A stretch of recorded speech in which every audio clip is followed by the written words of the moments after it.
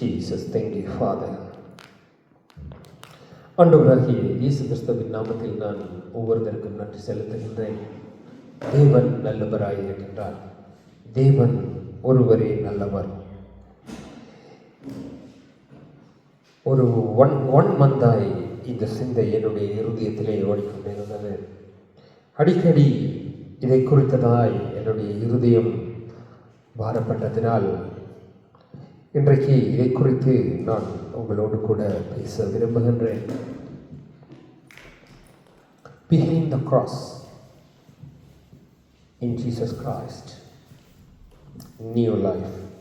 New life, ஒரு புதிய வாழ்வு crossக்கு பின்னாலே இயேசு கிறிஸ்துவுக்குள்ளே இருக்கின்றது. The new life behind the cross in Jesus Christ. தேவன் அன்பாகவே இருக்கின்றார்.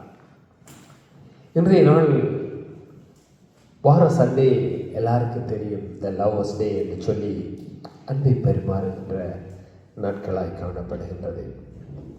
ஆனால் அந்த அன்பை அவர்கள் பரிமாறிக்கொள்ளுகிறார்கள். ஆனால் அவர்களுக்காக மரித்த அந்த இயேசு கிறிஸ்துவின் அன்பிடத்தில் மறந்து போய் விடுகின்றார்கள். உலகத்தின் தேவைகளின் நிமித்தமெல்லாம், உலகத்தின் காரியங்களின் நிமித்தம் அவர்கள் தங்களுடைய அன்பை பரிமாறிக்கொள்ளுகின்றார்கள். கணவன் மனைவிக்கு, மனைவி கணவனுக்கு, தகப்பன் பிள்ளைக்கு, பிள்ளை தகப்பனுக்கு, அப்படி இந்த பூமியிலே காதலன் காதலிக்கு என்று சொல்லி, நண்பர் என்று சொல்லி அவர்கள் தங்களுடைய இந்த அன்பை இந்த பூமியிலே பரிமாறிக்கொள்கிறோம். நாங்கள் எவ்ரிடே நாங்கள் அதை செய்கின்றோம். அந்த வியாபாரிகள் வியாபாரத்தின் நோக்கத்தின் அடிப்படையிலே அந்த லவ்வர்ஸ் டே, காதலர் தினம் என்று சொல்லி அதை இந்த பூமியிலே செலிப்ரேட் பண்ணுகிறோம். ஆனால் அதெல்லாம் சில வேளைகளில் 2 வருஷத்துக்கு முன்பு செலிப்ரேட் பண்ணினவர்கள் அவர்களோடு கூட இல்லை.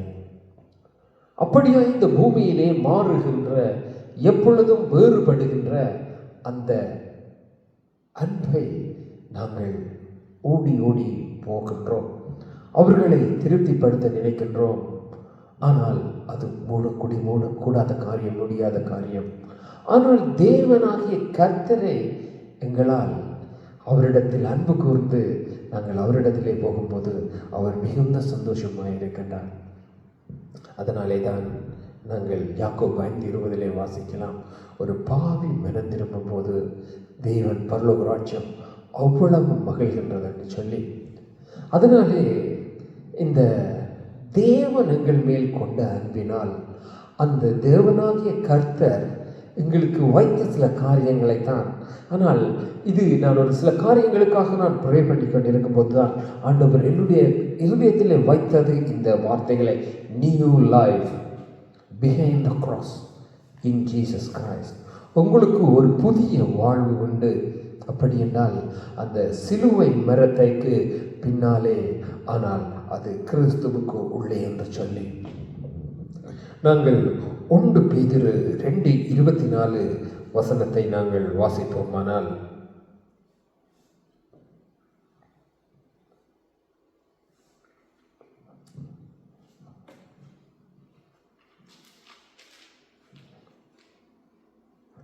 பேதுரு 2:24, நாம் பாவங்களுக்கு செத்து நீதிக்கு பிழைத்திருக்கும்படி அவர் தாமே தமது சரீரத்திலே, அவருடைய இயேசுவினுடைய சரீரத்திலே பாவங்களை சிலுவையின் மேல் சுமந்தார். அவருடைய தழும்புகளினால் நாங்கள் சுகமானோம். ஆண்டவராகிய இயேசு கிறிஸ்து அவர் சிலுவையை மேல் சுமந்தார். என்னத்தை? நாங்கள் பிழைத்திருக்கும்படி எங்களுடைய பாவங்களை, நமது பாவத்துக்கு செத்து, நாம் பாவத்துக்களே மரித்திருக்கிற நாம அந்த பாவத்துக்கு செத்து நீதிக்கு பிழைத்திருக்கும்படி அவர் தாமே அவருடைய சரீரத்தில் அந்த பாவங்களை சுமக்கும்படி அவர் சிலுவையை சுமந்தார் என்று சொல்லி, அந்த ஆண்டவராகிய இயேசு கிறிஸ்து எங்களை அதாவது மரணத்துக்கு பாத்திரவான்களாய் அல்ல, நீதிக்கு பாத்திரவான்களாய், அதாவது புதிய ஒரு லைஃபுக்குள்ளே, அதாவது மரணத்திலே இருக்கின்றவர்கள் ஜீவனுக்குள்ளே பிரவேசிக்கத்தக்கதாய் அவர் எங்களுக்காக அந்த சிலுவையை சுமந்தார். அதுதான் அந்த கிறிஸ்துவுக்கு அடையாளமாய் சிலுவை இன்றைக்கு வைக்கப்படுகின்றது. எத்தனையோ பேர் சிலுவையிலே அடித்து கொலை செய்யப்பட்டிருக்கின்றார்கள். பழைய ஏற்பாட்டிலே நாங்கள் பார்க்கலாம். ரோமருடைய ஆட்சி காலத்திலே எத்தனையோ பேர், அதற்கு முன்னும். ஆனால் கிராஸ் என்பது கிறிஸ்துவுக்கு தான் அடையாளமாய் வந்திருக்கின்றது. எத்தனையோ பேர் அந்த கிராஸிலே கொல்லப்பட்டாலும், 2 பாவிகள் கூட அந்த இடத்திலே கொல்லப்பட்டாலும், ஆனால் ஏன் கிறிஸ்துவை அடையாளமாக்கப்படுகிறது என்றால், கிறிஸ்து ஒருவரே மனுஷருடைய பாவங்களுக்காய் சிலுவையிலே மரித்தார் என்று சொல்லி, அவருடைய தழும்புகளினால் நாங்கள் குணமாகின்றோம். இதிலே தழும்புகளினால் சுகமானோம் என்று சில எழுதின சில மொழிபெயர்ப்பில் இருக்கின்றது, சிலதிலே குணமானோம் என்று இருக்கின்றது. ஆனால் உண்மையிலே அவருடைய அந்த சிலுவை சுமந்ததினால் நாங்கள் விடுதலையாக்கப்பட்டோம். என்னத்துக்கு? பாவத்துக்கு விடுதலையாக்கப்பட்டோம், மரணத்துக்கு விடுதலையாக்கப்பட்டோம், அடிமைத்தனத்துக்கு விடுதலையாக்கப்பட்டோம், நோய்களுக்கு விடுதலையாக்கப்பட்டோம், பிசாசினுடைய கிரியைகள், இருளின் கிரியைகளுக்கு நாங்கள் விடுதலையாக்கப்பட்டிருக்கின்றோம். அப்ப தேவனாகிய ஆண்டவர் சிலுவையை சுமந்து எங்களுக்கு இந்த பாவத்தை, நான் சுமக்க வேண்டிய பாவத்துக்குரிய தண்டனையை அவர் சுமந்து தண்டனையிலிருந்து என்னை விடுவித்தார். இந்த பூமியிலே எந்த ஒரு லீடரும் முன்னுக்கு போய் தான் மரித்து பின்பு எந்த ஒரு காரியத்தையும் செய்ய முடியாது. எல்லாரையும் முன்னுக்கு அனுப்பி பின்புதான்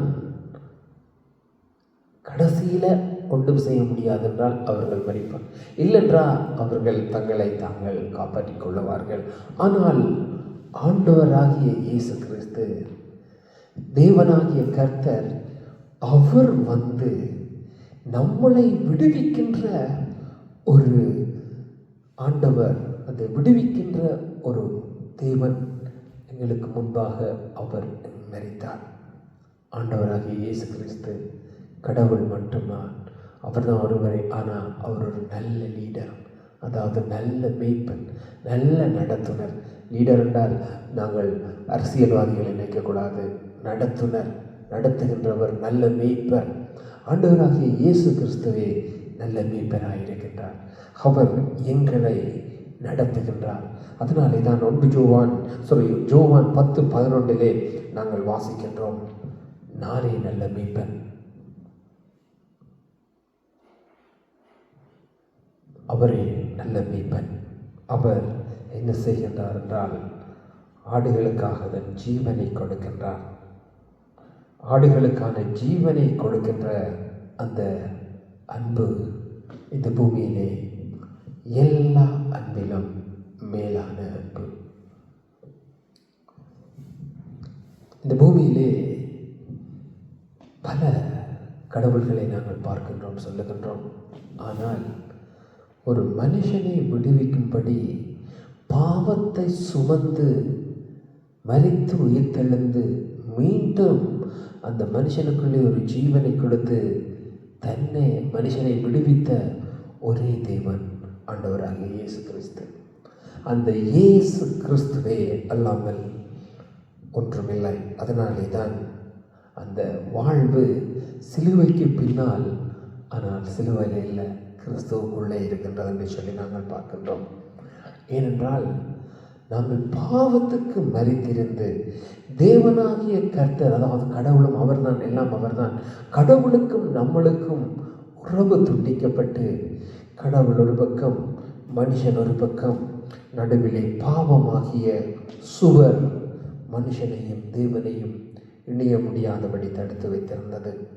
ஆனால் ஆண்டவராகிய இயேசு கிறிஸ்துவோ வந்து அவருடைய மரணத்தினால் எங்கள் பாவங்களை மன்னித்து அந்த நடுச்சுவரை உடைத்து எங்களுக்கும் கடவுளுக்கும் இடையான அந்த இருக்கின்ற அந்த பாலமாகி அந்த ரெண்டு பேரும் ஒருவரை ஒருவர் உறவாட முடியாமல் காணப்பட்ட அந்த மதில் சுவரை உடைத்து மீண்டும் எங்களோடு கூட தேவனோடு கூட எங்களை உறவாக்கினார். அதனாலே தான் நாங்கள் எபிரேயரிலே 13வது அதிகாரம் 24வது வசனத்தை நாங்கள் வாசிப்போமானால், இயேசு கிறிஸ்துவானவர் என்ன செய்கின்றார் என்று சொன்னால் 13:24,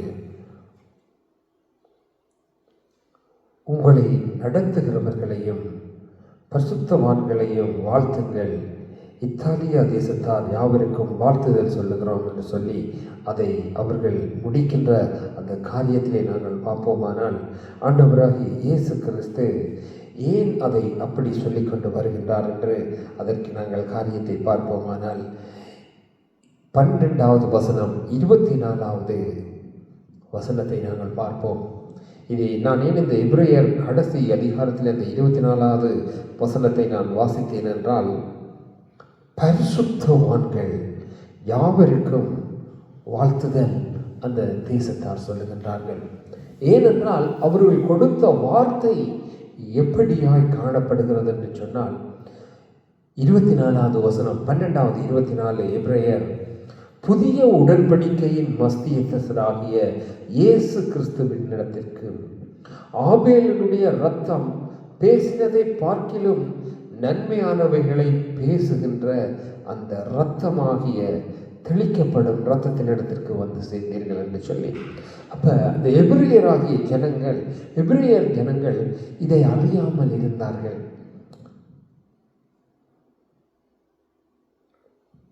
அறியாமல் இருந்தபோது அப்போஸ்தலர்கள் வந்து அதை அவர்களுக்கு எழுதுகிறார்கள். எழுதும்போது அவர்கள் அந்த நன்மையை கிருபையை கண்டபடியினால் அவர்களுக்கு வாழ்த்துதலை தெரிவிக்கின்றார்கள். ஒரு தேவனாகிய கர்த்தர் எங்களை நடத்துகின்றார், எங்களை சுமக்கின்றார், எங்களுக்காக யாவையும் செய்கின்றார். புதிய உடன்படிக்கையின் மஸ்தியஸ்தராய் இருக்கின்றார்.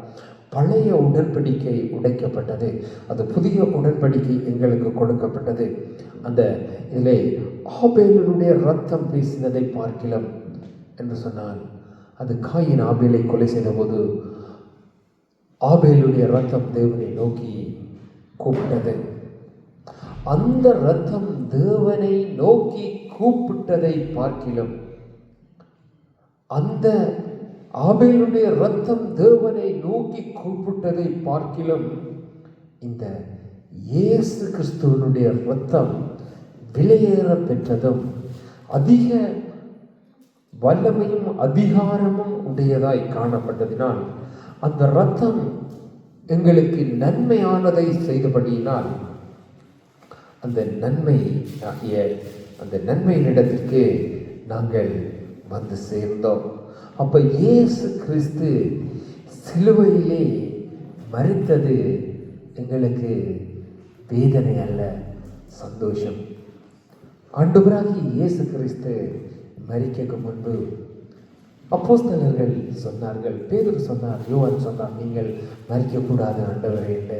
ஆனால் அவங்களுக்கு தெரியாது ஆண்டவருடைய மரணத்திற்கு பின்னாலே என்ன காரணம் காணப்பட்டதென்று. ஆனால் ஆண்டவர் மரித்து உயிர் தெழுந்த பின்பு அவர்கள் அதை கண்டார்கள். அதே போலதான் நாங்களும் ஒரு மனுஷன், அதாவது பூமியிலே வாழுகின்ற எந்த மனுஷனாயிலும் ஒரு தாயினுடைய வயிற்றில் இருந்து பிறக்கின்ற சகல மனுஷருக்கும், அது எந்த மொழி பேசுகிறவர்களாக இருக்கலாம், எந்த தேசமாக இருக்கலாம், எந்த மதமாக இருக்கலாம், எந்த காரியமாக இருக்கலாம், இன மத மொழி தேசம் சகல ஜனங்களுக்கும் ஜீசஸ் தேவை. ஏனென்றால் சகல மனுஷர்களும் பிறக்கும் போதே அவர்கள் பாவிகளாய் பிறக்கின்றார்கள். அதனாலே தேவன் ஆகிய ஆண்டவரிடத்திலே வர வேண்டிய ஒரு காரியம் அவர்களுக்கு உண்டு. ஏனென்றால் அந்த ஆண்டவராகிய இயேசு கிறிஸ்துவின் இரத்தம்தான் பாவங்களை மன்னித்து அவர்களை ரட்சிக்கும் என்று சொல்லி நாங்கள் 1 தீமோத்தேயு 1:15 நாங்கள் வாசிக்கின்றோம். பாவிகளை ரட்சிக்கவே இயேசு உலகத்துக்கு வந்தார் என்று சொல்லி, அப்போ ஒரு பாவ மன்னிப்பும் ரட்சிப்பும் எங்கே காணப்படுகிறது என்றால், அந்த இயேசு கிறிஸ்துவானவர் சிலுவையிலே தன்னுடைய ஜீவனை கொடுத்து அவர் உயிர் தெழுந்த பின்பே. அப்ப அவர் இந்த சிலுவையிலே அவருடைய ஜீவனை கொடுக்க வேண்டியது எவ்வளவு அவசியமானதாய் காணப்படுகின்றது. மற்றது அந்த இரத்தம் எங்களுக்காக பரிந்து பேசுகின்றது, எங்களுக்கு இரக்கம் பாராட்டுகின்றது. அவர் நம்மில் அன்பு கூர்ந்து படியினாலே அவர் தன்னை சிலுவையிலே ஒப்பு கொடுத்தார். இந்த அன்பு ஒருவன் அறிந்து அந்த அன்பு கிடத்திலே வந்துட்டானண்டா, உலகத்திலே பார்க்கின்ற சகல அன்பையும் அவனுக்கு ரெண்டாவதாக தான் தெரியும். அந்த அவளுக்கோ அல்லது ஒரு ஆணுக்கோ பெண்ணுக்கோ ஒரு இந்த பூமியிலே தேவனுடைய அன்பை ஒருவன் வந்து ருசித்து விட்டான் என்றால் அவனுக்கு அந்த அன்புதான் முதலாவதாய் காணப்படும். அதற்கு பின்புதான் மிச்ச அன்பெல்லாம் காணப்படும். இவன் ஒரு பிள்ளையாக இருந்தால் கூட, தகப்பனாக இருந்தால் கூட, தகப்பன் முதல் ஆண்டவருடைய அன்புக்கு தான் அடிமை, அதற்கு பிறகுதான் பிள்ளைக்கு. அதே போலதான் மனைவி, அதே போலதான் கணவன், அதே போலதான் பிள்ளை. ஒரு குடும்பமாக இருந்தாலும், ஒரு குடும்பத்திலே கணவன் மனைவி பிள்ளைகள் இருந்தாலும் முதல் அந்த தேவ அன்பை ருசி பார்க்க வேண்டாம். மற்றது இன்னொரு காரியத்தை நாங்கள் வாசிக்க முடியும். அவர் எங்களுக்கு என்றென்றைக்கும் அசையாத முடிவில்லாத ராஜ்யத்தை அவர் எங்களுக்கு தந்திருக்கின்றார். ஆண்டவராகிய இயேசு கிறிஸ்து எபிரேயர் 12:28 ஆதலால் அசைவில்லாத ராஜ்யத்தை பெறுகின்றவர்களாகிய நாம் பயத்தோடும் பக்தியோடும் தேவனுக்கு பிரியமாய் ஆராதனை செய்யும்படி கிருபையாய் அவரை பற்றிக்கொள்வோம் என்று சொல்லி, அப்போ எங்களுக்கு ஒரு நம்பிக்கை உண்டு. ஒரு அசைவில்லாத ராஜ்யம், அது அழியாத ராஜ்யம், முடிவில்லாத என்றென்றுக்கும் நிலைத்திருக்கின்ற ராஜ்யம். அந்த நிலைத்திருக்கின்ற அழியாத அந்த ராஜ்யத்தை கிறிஸ்துவானவர் எங்களுக்கு தந்திருக்கின்றார். அப்போ அந்த இயேசு கிறிஸ்துவுக்குள்ள பாருங்க எவ்வளவு காரியம் உண்டு. ஒரு மனுஷனுக்கு ஒரு புதிய வாழ்வு கிறிஸ்துவுக்குள்ளே வரும்போது அவன் இந்த பூமியிலே தனிய சுகம், பலன், ஆரோக்கியம், அதுக்கு முன்னே போனால் அல்லது ஐஸ்வர்யங்கள், பெருமைகள், கனங்கள், இப்படியான வாழ்வெல்லாம் இந்த பூமியிலே கிறிஸ்துவுக்குள்ளே அவன் பெற்றுக்கொண்டாலும், ஆனால் இவைகள் எல்லாம் அழிந்து போகின்றதாய் காணப்படுகின்றது.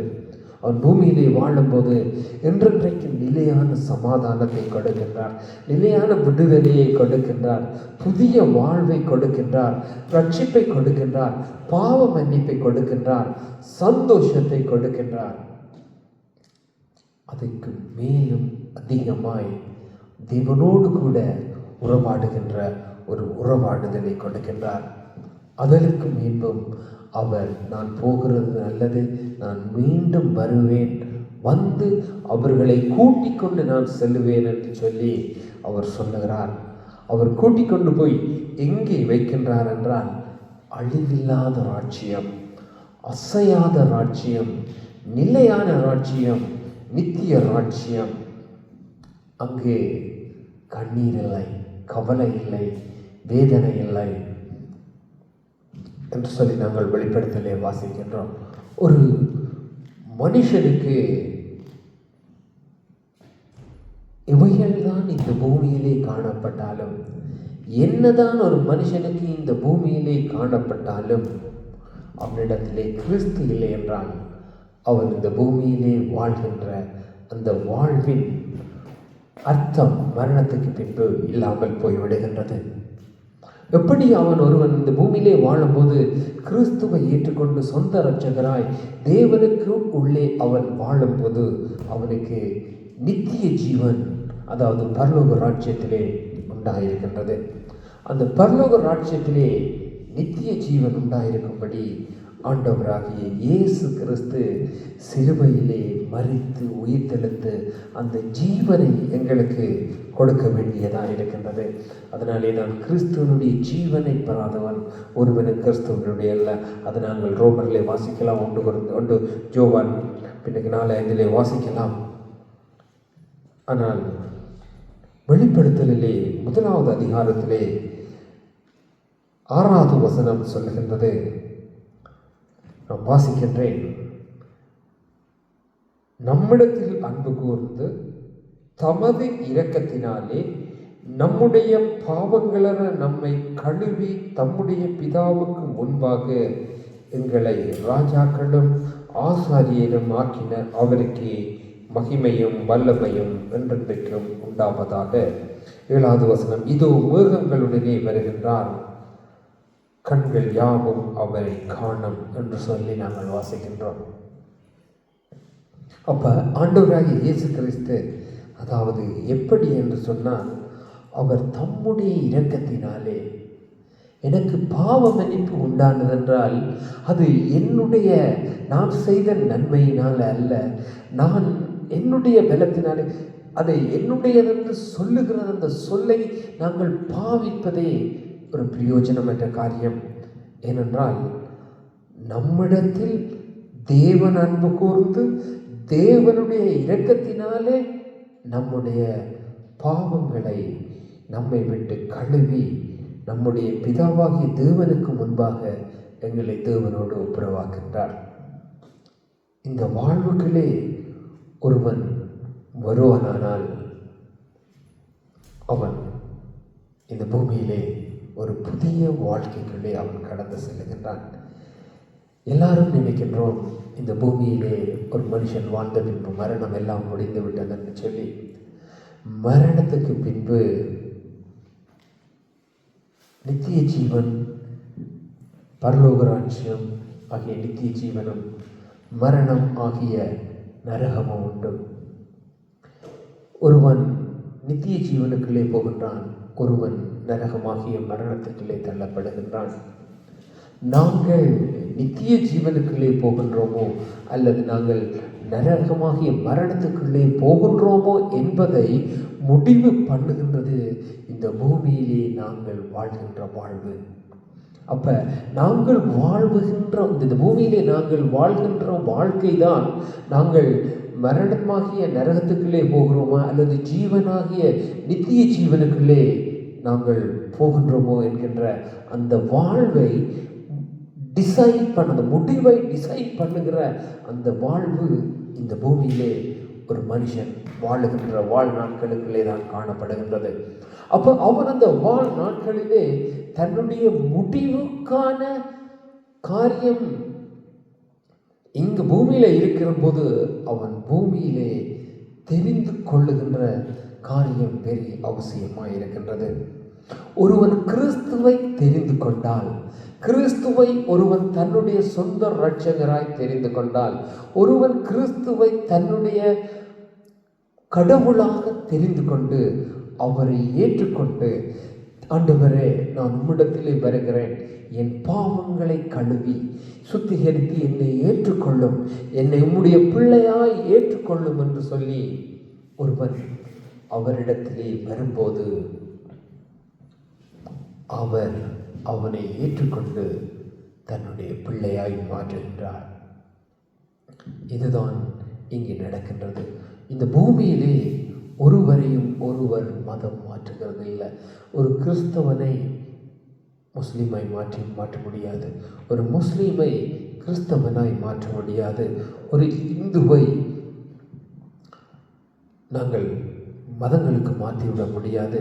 ஆனால் அவனுடைய வாழ்வில் என்ன நடக்கிறது என்று சொன்னால், அவன் மரணத்தில் இருந்து அவன் ஜீவனுக்குள்ளே பிரவேசிக்கும்படி இந்த பூமிக்கு கிறிஸ்துவானவர் கொடுக்கப்பட்டார். எல்லாருடைய பாவங்களையும் மன்னிக்கிறதற்கு அவர் இந்த பூமியிலே வந்தார்.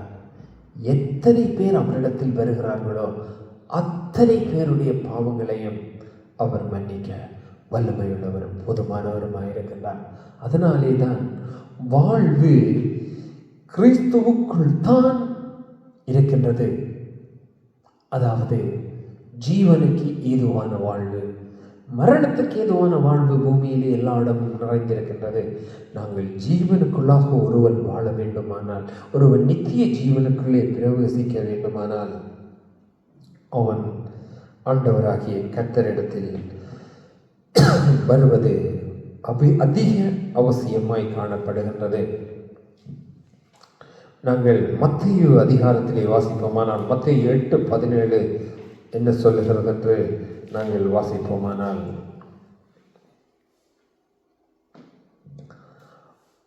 ஆண்டவராகிய இயேசு கிறிஸ்து தாமே நம்முடைய பலவீனங்களை ஏற்றுக்கொண்டு நம்முடைய நோய்களை சுமந்தார் என்று ஏசாயா தீர்க்கதரிசியால் நிறைவேறும்படி இப்படி நடந்தது. இது இன்றைக்கு 2000 வருஷங்களுக்கு முன்பு இயேசு கிறிஸ்து வந்து செய்த காரியத்தை தான் நாங்கள் காண்கின்றோம். ஆனால் இயேசு கிறிஸ்து வருகிறதற்கு முன்பு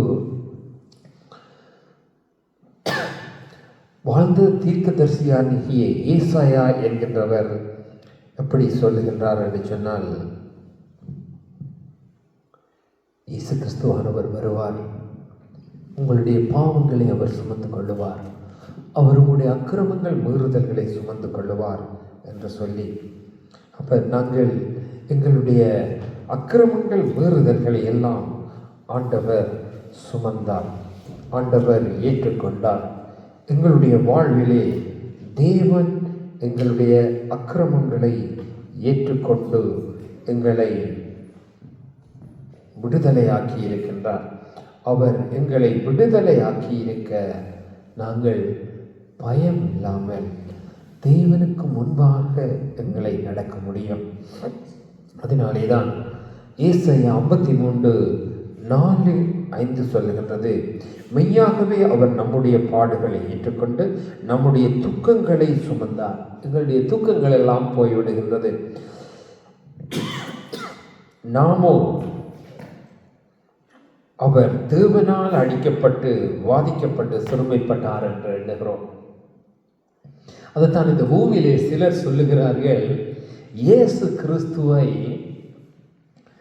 சிலர் சொல்லுவார்கள், இயேசு கிறிஸ்துவை எப்படி கொல்ல முடியும், அவரை கடவுள் கொன்றார், சிலுவையிலே அறைந்து சிலர் சொல்லுவார்கள் அவரை ரோமர்கள் அறைந்து சிலுவையிலே கொலை செய்தார்கள் என்று சொல்லி நாங்கள் எண்ணுகின்றோம் என்று சொல்லி, அவர் கொலை செய்யப்படக்கு முன்பும் இந்த மனுஷர்கள் நினைக்க முன்பே எழுதி வைக்கப்பட்டிருக்கின்றது. எப்படி என்று சொன்னால், அவர் தேவனால் அடிக்கப்பட்டு வாதிக்கப்பட்டு சிறுமைப்பட்டவர் என்று எண்ணினோம் என்று எண்ணுவார்கள் என்று சொல்லி ஏசாயா தீர்க்கதரிசி எழுதி வைத்திருக்கின்றார்.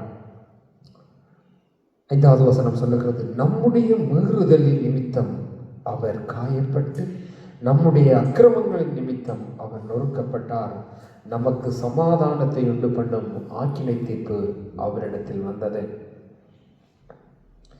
பிதாவாகிய தேவனோடு ஒப்புரவாக்கும்படி, பிதாவாகிய தேவனோடு சமாதானத்தை உண்டு பண்ணும்படி, கடவுளோடு எங்களை ஒப்புரவாக்கும்படி, நித்திய ஜீவனுக்குள்ளே நாங்கள் பிரவேசிக்கும்படி, எங்களை அழைத்து செல்லும்படி அவர் வருவதற்காக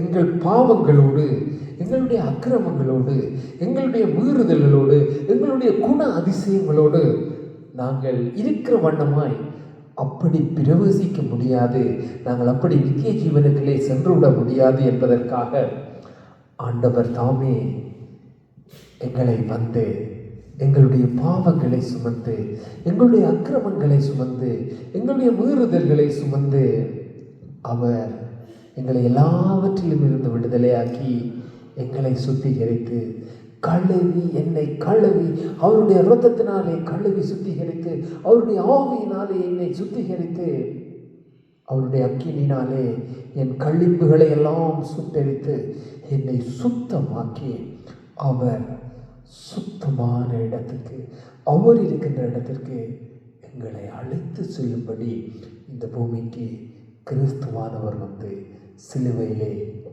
தன்னுடைய ஜீவனை கொடுத்தார். நாங்கள் நினைக்கிற மாதிரி இயேசு கிறிஸ்து கிறிஸ்டியானிட்டி கடவுளும் அல்ல, இயேசு கிறிஸ்து ஜூதர்களுடைய கடவுளும் அல்ல. அவர் ஜூதருக்கு ராஜா என்று சொல்லப்படுகிறார்.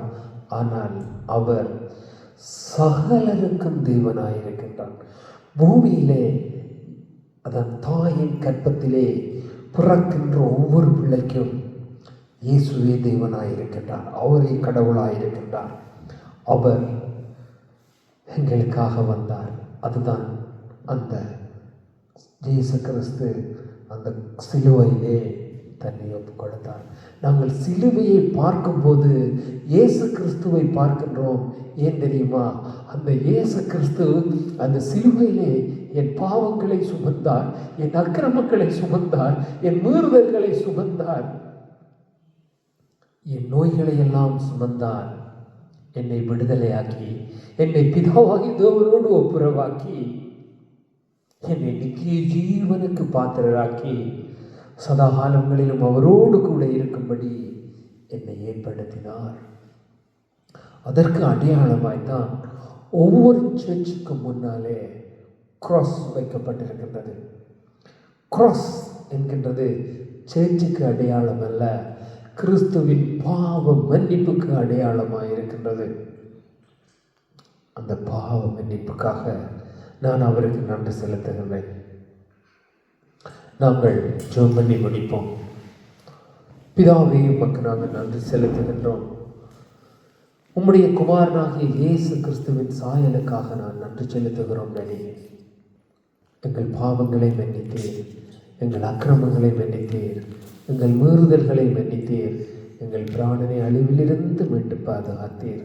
நாங்கள் தண்டனை அனுபவிக்க வேண்டியவர்களாக இருந்த போதும் நாங்கள் தண்டனை அனுபவிக்காமல் நீர் அந்த தண்டனையை சுமந்தீர். உம்முடைய அன்புக்கு ஈடாய் இந்த பூமியில எதுவும் இல்லை நடி.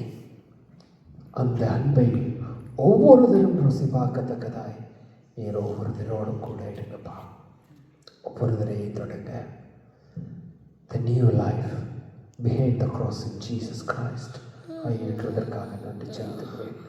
இயேசுவின் வல்லமையில நான் பிதாவே, ஆமென்.